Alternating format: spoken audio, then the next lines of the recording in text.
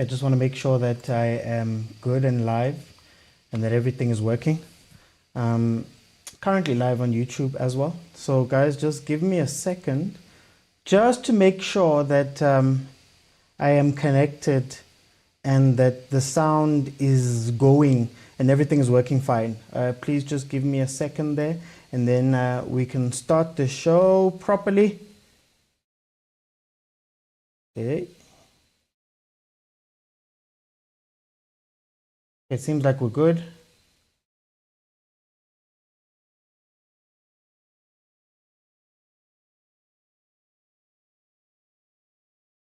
Okay, there we go. I think everything is connected. Everything is good. Welcome everybody to the GM Show Live. I am GM, George Mokwena.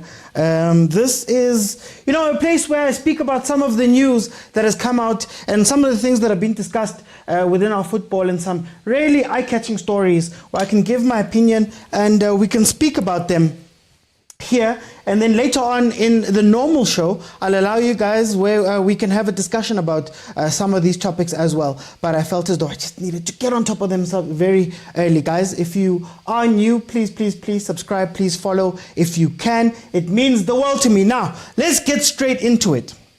First story for today we're going to deal with is Benni McCarthy. Benni McCarthy's agent Rob Moore was asked about him having any contact with Kaizer Chiefs. We all know that at this current moment, Kaizer Chiefs is in an interim stage with their head coaching job, and that at the end of this, they're going to have to go out, or they're currently looking for a coach that can step into that role. A lot of people have been mentioned, your Pitsos, your Manobas. There've been 2 coaches from Brazil, 1 from Spain, and now of course, you have to get around to Benni McCarthy, a man who's stationed at Manchester United, and apparently his contract ends this season. Now, what Rob Moore, Benni McCarthy's agent, said was that Chiefs is just not ready for a coach like Benni.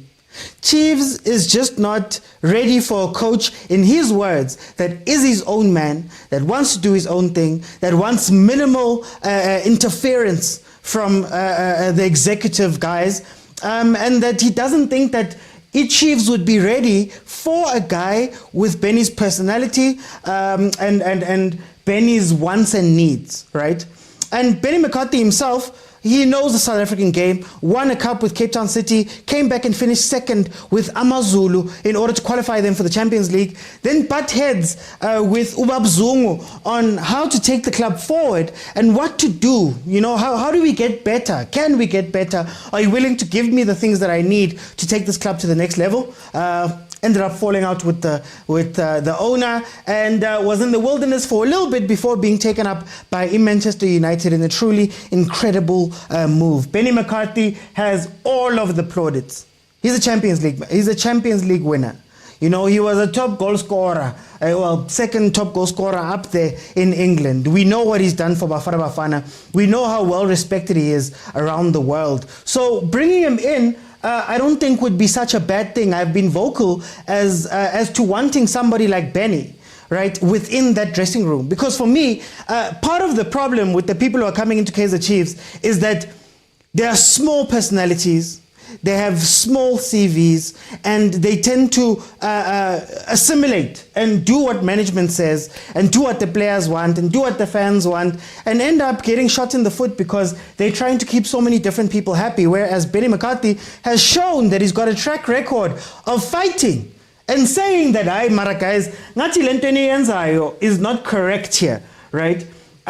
So this conversation is very good, and I'm glad that somebody has said the quiet part out loud. Maybe when it's a professional, it's an agent, it's somebody who's with Abo Penny who says it, you guys will listen. We have long understood that one of the big problems that's going to happen with Chiefs' pursuit of a coach is going to be the fact that they still use an old model. You come in, we tell you what to do, you deal with the scraps, you go and win us something, we get rid of you after 2 years. There's very little rocking of the boat that happens when these coaches are with us, right? But now we're in an age, and I think we're at a time where Kaizer Chiefs needs, the need at Kaizer Chiefs is for somebody with a big personality, a big plan to pull the club out of where it is right now. It's not going to happen internally. It's not going to happen internally. So the worry that whoever walks into Kaizer Chiefs is going to walk in and not have control, and not have power, and not have the sway in the background, and not be able to fight with them taungs, to know that that is the type of coaches that they're looking for. People who are going to be yes men. People are going to come in and toe the line and continue exactly how things have been going. That is the issue, and I'm glad that agent Yaga Benni Rob Moore has come out and said that out loud, and said that that is the issue here. Guys, we all know what we need. We all know what we need. For me, I've always said these are the things I look for when I look for a coach at Kaizer Chiefs. I need somebody who's got their own, who's self-motivated, who's starting off by themselves, who've got that thing internally, who want to win. Because if you come in and you're going to take your marching orders from the club is not serious about winning like that. Let's be honest. And some of the people have been there for so long that you question whether there's going to be new ideas that are brought to the table at this time that the club is sitting at. So you need somebody who's going to be self-motivated. Who better than Benni McCarthy? Who better than the man who looked at Ubab Zungu and said, Marabab Zungu, are you serious or not about us making this club better? That energy would be incredible at Kaizer Chiefs.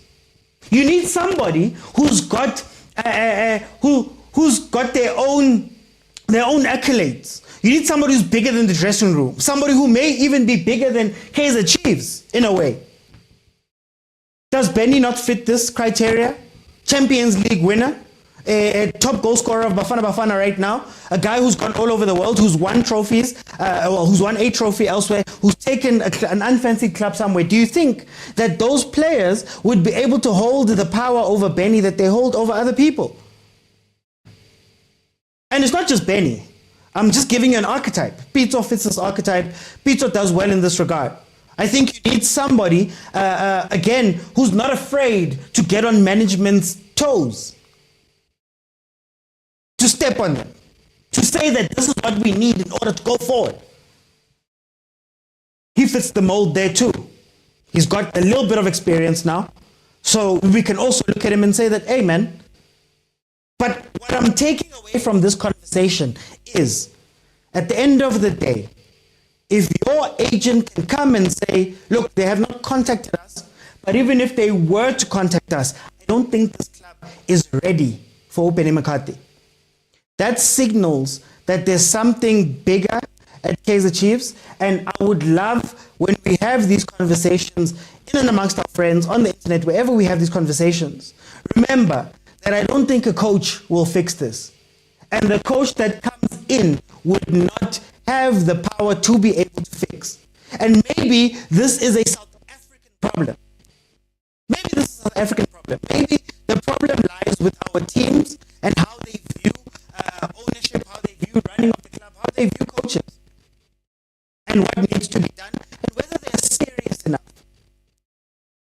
We spoke 2 days ago about Sundowns being a serious team. A serious team brings in everybody that needs to be brought in and be proper. Guys, can you hear me? Can you hear me, guys? Is the audio breaking or something? Just let me know there in the comments if my audio is fine.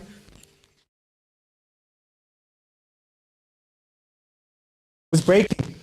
Okay, let me just make sure of something. Am I good now? Am I good now? Okay. I'll sort it out. Just guys, let me know if I carry on breaking.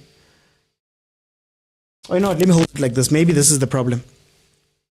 So that's why I'm saying that for me, that is the issue.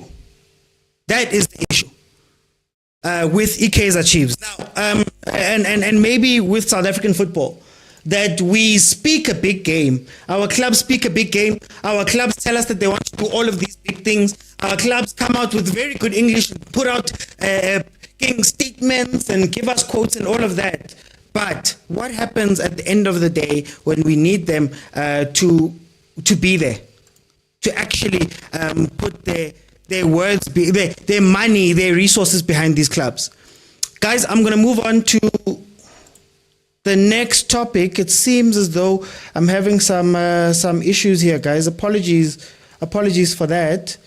I just want to make sure that everything that I'm doing is proper before we move on. Okay, let's move on to the next topic. The next topic, Roger Dessar has come out. He was asked some questions, and he had some statements to make, saying that he feels that money is one of the big issues as to why our players don't go overseas. In fact, he says that we may think that there's a lot of money overseas. We may think that the opportunity is incredible overseas, but in actual fact, there are PSL clubs that pay you as much as those clubs are going to pay you. And if you're going to be playing for a mid-table team,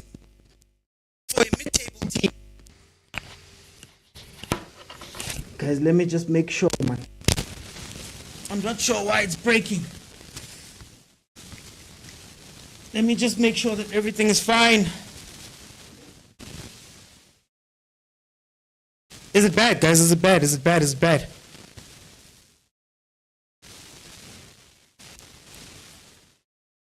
Okay, let me just make sure that this is cool. Okay, so actually, I think I might know.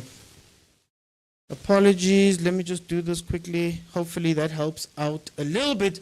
Yeah, but anyway, Roger Dessar has come out and said that money might be one of the big issues as to why South African players aren't going overseas. And he says that, you know, if you're going to go play for a mid-table English team, they may look at that and say, I might as well stay at Sundowns. I might as well stay in the PSL because I would get that money. I might have better resources and a better life here, better purchasing power and all of those things. So it becomes a comfortable place for them to sit when they come into this, they're in this league, you know. He also says, later on, to give him credit, that at the end of the day, it takes a lot of discipline in order for your players to go play overseas. It's not as easy as getting on a plane and getting over there and just plugging in and playing. And it might be another reason why the players don't want to go there.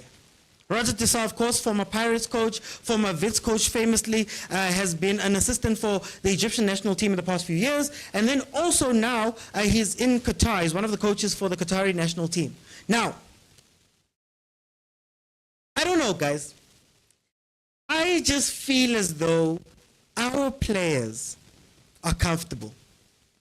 It goes back to words that were said by John Obi Mikel, who said in an interview when they were here for the Europa League launch, that you guys have it good in South Africa. You have it great in South Africa.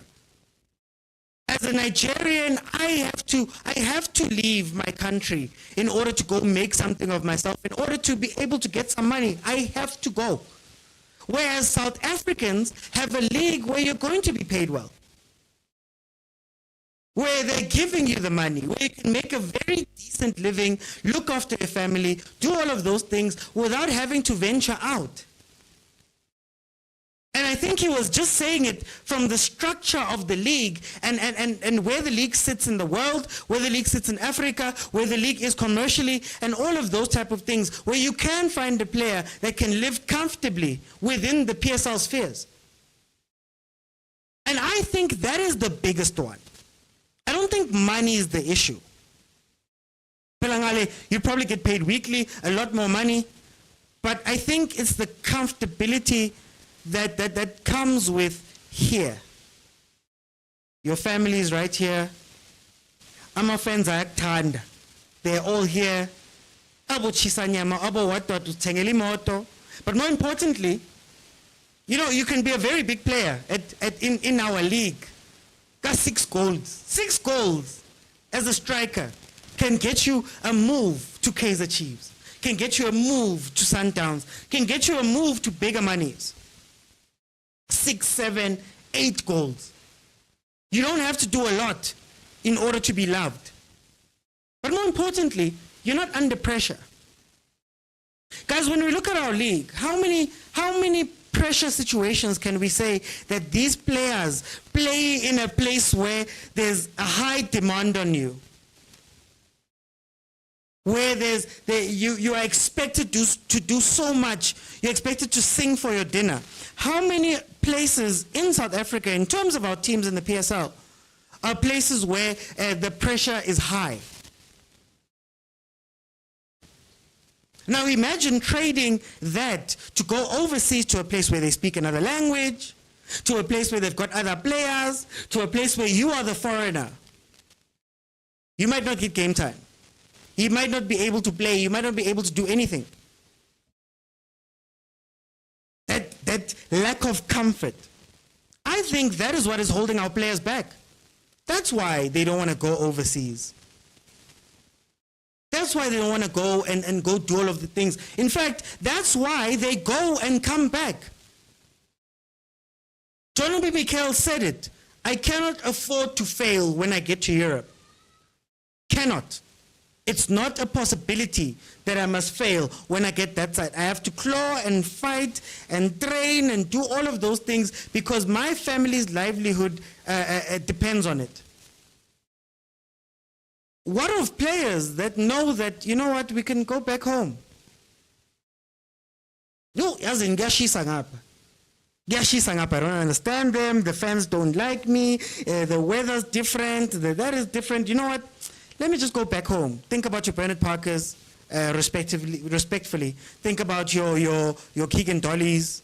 Percy almost jumped on that road. Think about your Bongani Zungus. Think about Dr. Kumalo. Dr. Kumalo told us straight up that, hey, when he went to America, he was like, yeah, you know what, guys? I just miss South Africa. I want to go home. For me, those are the factors. I don't think it's all about money. I think you can find money overseas. But are you willing to be disciplined enough to take those things as seriously as you should? To work as hard as you should? To fight as hard as you should? Or is plan B in the back of their minds all the time and they know that if things go wrong, abana South Africa, Mani Chiefs izonginikeza 800,000. Sundowns izonginikeza 400,000. Just by virtue of me coming from overseas. And I'll get to play, and I'll be loved, and I'll get all of those things while being comfortable. But my biggest problem with this theory, and maybe it's a different point, but my biggest problem is that fine, you left. Fine, you don't want to go. Fine, you're in South Africa. Are these players giving us their best? Okay, umama kukhona lana. Your family has their money. You can look after them. You are a star at your team. Are you doing the work to get better? Or are you just staying here because it's comfortable and you can be complacent? That is my problem, really, when I listen to these statements. Because for me, it sounds a lot like they're saying, as in, angifuni ukuya overseas. Ngiyostreswa abantu. When I can be average, slightly above average, and I know that I've got a job every year, that I know that if I push, kancane, I can go get more money elsewhere without having to break a sweat. Are we seeing that from our players?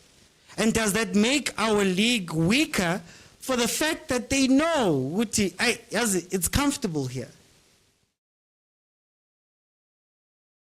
That's what I'm taking from their statement.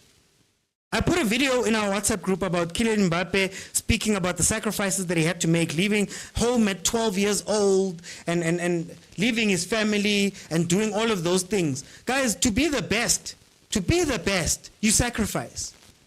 And I think some of the questions that we need to then ask of our players, of our coaches, of our teams, is that, are you guys seriously wanting to be the best? Or are you comfortable? Sundowns goes and plays CAF CLs, they're playing Club World Cups, possibly, they're winning AFLs. Are the clubs doing everything that they can in order to join them, or is the decision they've made that, you know what, guys, umnandila. Number 10, I've avoided my tax.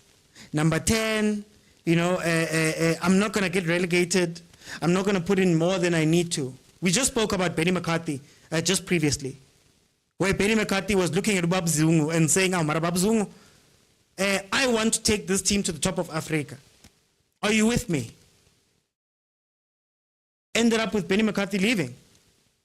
So are we creating a place where it's complacency? And will that hurt our players going forward? That if you don't play for Sundowns, for example, you don't have international goals that you can meet. Are you happy with that? But then, to his point, to Roger Tissa's point, and maybe to the opposite side of the coin, the next topic that we're going to speak about is Cassius Mailula. Cassius Mailula was a bright player at Sundowns, a bright spark, a bright young player that we were assuming was going to scale the heavens, and he was going to be one of our best players coming out. He chose to leave Mamelodi Sundowns and go overseas to Toronto FC, to go play in the MLS. Dream move, it's America. He's spoken about how he wanted to feed his family. And maybe the money that he was getting at Sundowns, or maybe the prospects they could have gotten at Sundowns, were not quite what we think they are. So he decided that, you know, the best place to go is overseas. But that dream is becoming a bit of a nightmare right now, because he's at Toronto FC and he's not playing. His coach has come out to say that, you know, we've got Bernadeschi, we've got Insigne, former Napoli and former Juventus players respectively. They're there. I can't play him before those guys. And a lot of people have been saying, no, stick it out and play. Maybe you'll get a chance. Others have been saying, come home. But to Roger Tissa's point, is the risk a bit too hard or high for a player to go that side?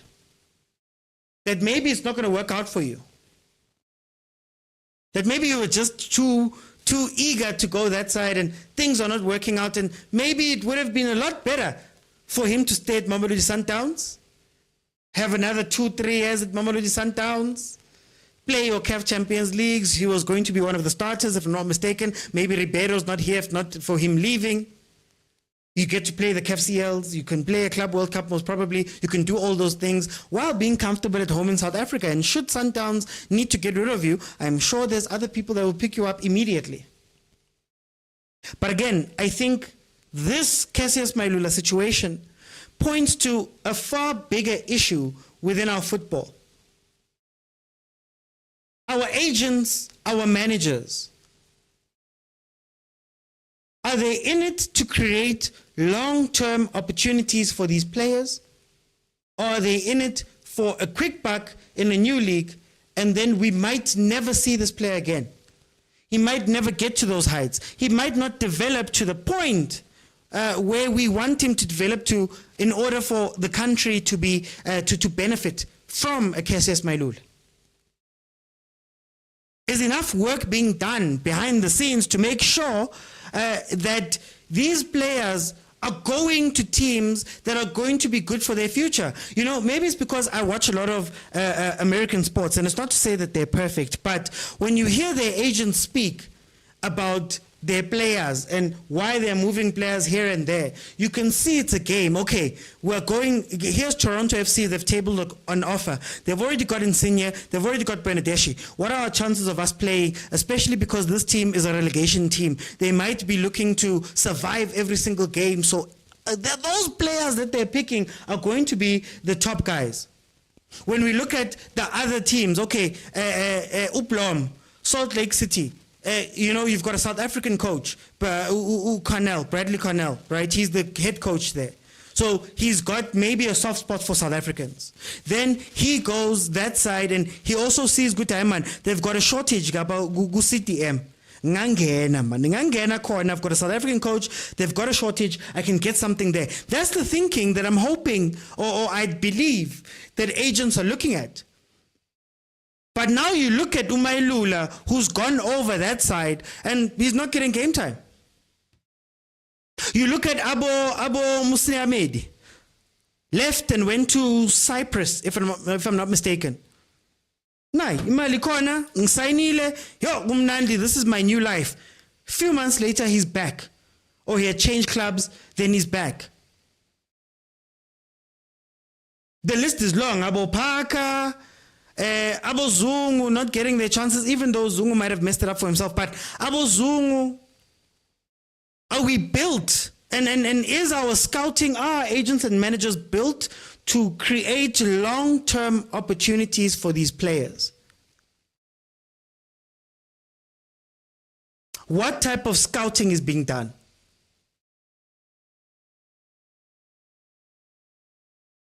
Cassius Mailula said that, in his mind, he didn't want to be part of these conversations about where he's going, what offers are on the table. He trusted his manager to come in and make that decision for him.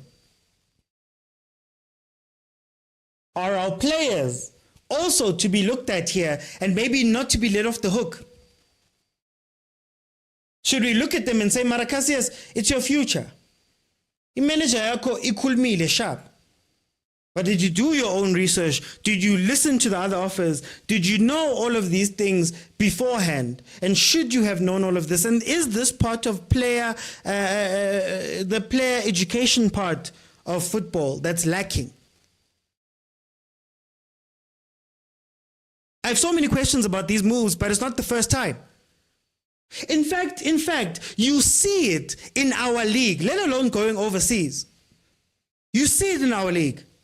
Cassius was lucky enough to be at Sundowns. Khona abantu that have signed for teams, it's not looking good. And you wonder, Ganti, what conversations did you guys have before making this deal? Ngiyayibona Pirates number 10 by 6. Ngiyaphi? I see Sundowns is stacked. Where am I going? Could it benefit me to stay at Cape Town City for a year or two, build myself, or maybe then go overseas? What is the long-term planning that comes to our players, to our football? And we can't say that these people don't have examples, guys. We can't say that these people don't have examples of what they're doing, where to go, how to move, how to do all this stuff. But it seems as though it's money first. And I understand some of them need the money in order to look after their families. That's just the state of what South Africa is. But what use is it for you to look after your family today? And then in 3 years' time, because you're off the rocker. How many players have gone to the wayside because of these decisions? And I think that puts me in a very nice position to have the next conversation, which is to do with Mamelodi Sundowns. For those who don't know, that gentleman up there in the picture is the sporting director of Mamelodi Sundowns, Flemingberg. He used to be in charge of the Danish national scouting. He used to be a Chelsea scout, and he's come in to really be the steerer of Mamelodi Sundowns' ship in terms of a sporting director and who oversees things from the top. The reason why I say that this is a very good transition is because this week, or last week, Mamelodi Sundowns was at e-transfer room. It's an application that is used by clubs all around the world to facilitate their transfers, to get information and all of that. And he had a very interesting thing to say when he was asked about scouting. And he said that, Mamelodi Sundowns scouting network back in the day had wasted so much time looking into players that are not available, looking into players that might not fit, making moves for players that maybe would not fit the mold of what they want at Sundowns, making too many moves at once. And part of what he's brought into Sundowns, or allegedly what he's brought into Sundowns with his regime, is that they use things like a transfer room. Like I said, transfer room is an application, but they had a summit last week. And they spoke, and he gave an example of how these summits and speaking have helped out. So the signing of Allende apparently took only 15 days, within 15 days. Started with a 15-minute conversation. Part of what they do at this transfer room summit is that all of these club representatives have 15-minute speed dating type situations where they speak about how what they're looking for, how they're looking for it, their transfer stuff. And it started the conversation with one of these South American gents. I'm forgetting his name. He was a representative of a club, where Fleming told him, good day, guys, we're looking for 1, 2, 3, and 4 within a player. We want this for our club. This is how we've been looking. And the guy was like, "Hi, man. Yazi, I know a guy who's this and this and this." Within 3 days, that information, within 15 days, they'd signed to Allende. We see what has happened with Allende. And he says that he wants to stop the club from signing just anybody. And if you go overseas, we're signing cream. These are the words of Fleming. And it got me thinking about the scouting networks within our own teams. Within our own teams, where we hear rumors of teams signing players because fans want them, because they're trending on social media. Rumors about teams signing players because they've got agent relationships, and you're my agent and you're his agent. Let's make something happen. Uplayer figure agadlali. Uplayer figure agafite. We speak about what we see on the pitch. My team, for example, we sign players every year. But you ask the question that, were these players signed to fit into this situation? And it's very, very, very, very refreshing to hear an actual sporting director come out and say, guys, this is how we do it.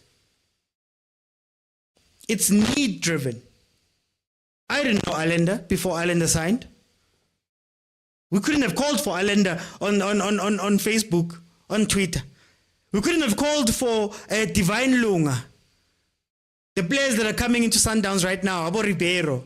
This ngabaz. And then you question the situation of, how did we get players like Bimenyimana? How do we get players like Gonzalez?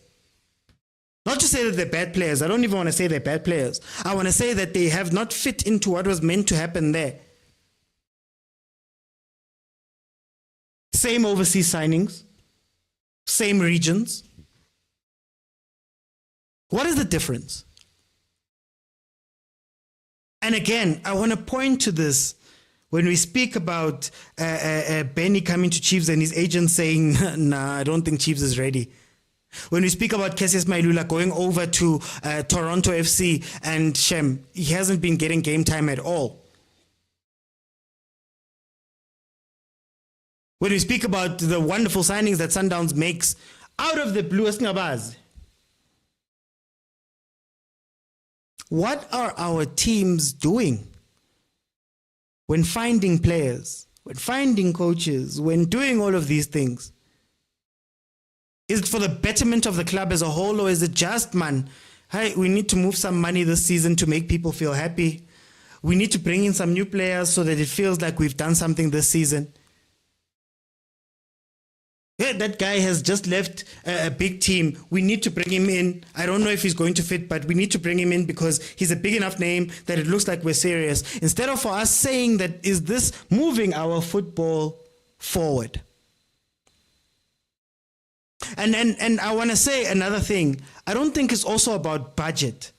What I'm asking about here is Allende, for however much money was spent on bringing Allende in. However much money was spent, great, it was spent. Abo Allende, abo Esquivel, great, it was spent. But look at the fit. Is it too much to ask players to ask teams who keep telling us that they don't have money to say, okay, guys, you don't have money, spend it well. Pimenyimana was a contract. That's money. Gonzalez, fine, it's a loan, but that's money. The other players that have come into the team over and over again, that's money. The coaches that have come in and had to be fired and moved on and contracts paid out, that's money. It's all money. Fine, don't get an Allender.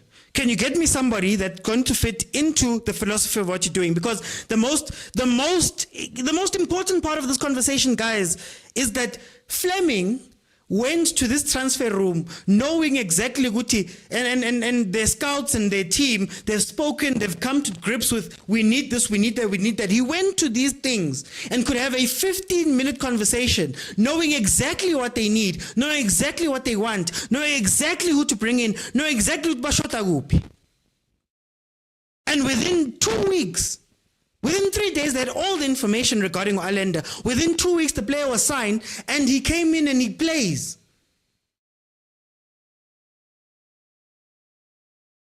That's incredible.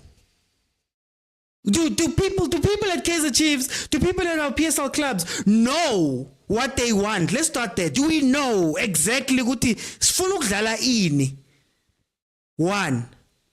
Okay, spetha bobani. 2. Coach wabobani. 3.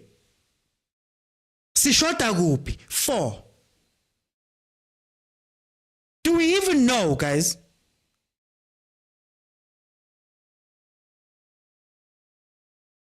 And then this is not even to the level of having to go by 50 million players. Mthengele 1.5 wako. Mthengele 2 million or 3 million wako, but do they fit within the team? If you sat with most of our players, most of our representatives, and had a 15-minute chat with them about what do you guys want, I doubt we would have these conversations.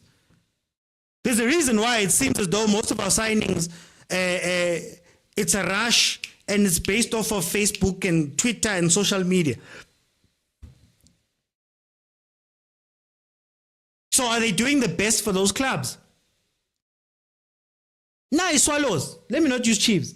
Now Swallows. Bringing in Abo Kompela, bringing in Abo Charlie, bringing in all these people. 6 months later, they're broke. Now, again, when you sat down with your team, and you sat down with your club, and you sat down with your coaches and your scouts and your directors and all of that stuff, and you guys decided on this move, could nobody predict that, maybe we're not going to have enough money for this? Maybe we're not going to be able to do this. Maybe let's look for an alternative. Do you know what I love? When you look at international football, we've been speaking about Liverpool a few times. When you speak about international football, you ask about Liverpool. You ask, how does Liverpool compete with Man City some years? Liverpool decided to change their whole model. And they said, guys, we're going to ask a Klopp, we're going to get Klopp in, best coach, we're going to change our background, we're going to bring up the stats, guys. And because we know we can't compete on a money-to-money, pound-for-pound basis, we can't compete, we're going to look at archetypes. So if I need a defensive midfielder who can take the ball and carry the ball and make some passes, we can type in the stats and go, okay, around Europe, who are the players that might not have the name that I want, but they've got the attributes that I'm looking for? X amount of passes forward, X amount of forward carries, X amount of tackles, X amount of whatever you're looking for. And we'll get in a budget person. Mohamed Salah wasn't a star when he got to Liverpool. Sadio Mane was making some noise at Southampton, but he wasn't Umane that we know. And so they went and they looked and said, okay, this is what we're looking for. I need to budget. So now I'm asking our teams that, okay, yegelani mali yakasi Sundowns. Because even when I give you that money, I don't even know if they'd be able to go and find Esquivel. Yegelani mali. Can you look at attributes and bring those players in? And the fans might not want it, and there might be a lot of noise about those things, but at the end of the day, he'll come and do the job. That's my thing. Are we allowing clubs to run themselves by eye test and by connections and then complaining? Guys, in the league, you play Sundowns twice. Unless you play them in the Cups, but you play Sundowns twice. Is it too much to ask for teams amongst themselves? Can we have better organization amongst ourselves, different resources, different whatever, where at the very least I know what you're playing? I love Supersport. Supersport finishes third almost every season on a shoestring budget. Why? I know what I want to do. What of the bigger teams?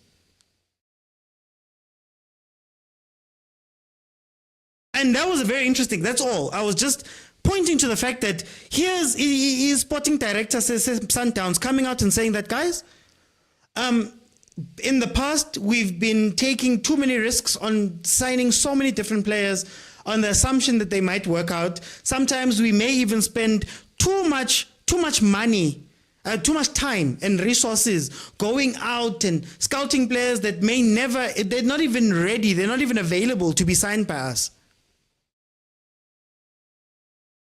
And I'm like, is there not a way for us to do that, even if it's at a smaller level? There are teams that sign a lot of players every season. They don't fit, they don't work. We end up calling the players trash and saying all of these things and all of that stuff. But then at the end of the day, you have to ask the question, Guti, when we signed that player, was there a plan and a philosophy and a style of play? Did we understand what we're missing? Could somebody on the bench could have not done that job so that we don't get that contract in? There's so many questions, man. There's so many questions that I have.